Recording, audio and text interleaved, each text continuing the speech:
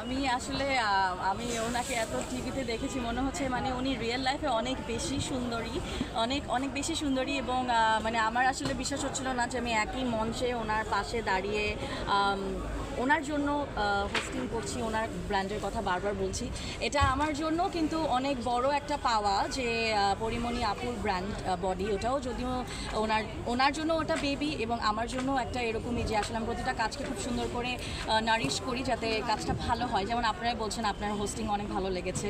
তো আপুর সাথে যখন হোস্টিংয়ে ছিলাম একটু একটু আমার কাছে, আমি নিজেও ইমোশনাল, আপু কিন্তু ইমোশনাল হয়েছে ওনার ব্র্যান্ডের জন্য, বাট আমি হচ্ছিলাম যে ওয়াও, আমি ওনাকে নিয়ে কথা বলছি, এটা মানে অনেক বড় একটা পাওয়া আমার জন্য। ইয়া, সো এই জন্য হয়তো একটু লেগেছে, ইমোশনাল হয়ে গেছে একটু, মানে আমি বুঝতে পারছিলাম না আমি কি বলবো, কারণ আমাকে কিছুই বলে নেই, বলেছে বুশরা তুমি যেটা খুশি বলে শোটা শেষ করো।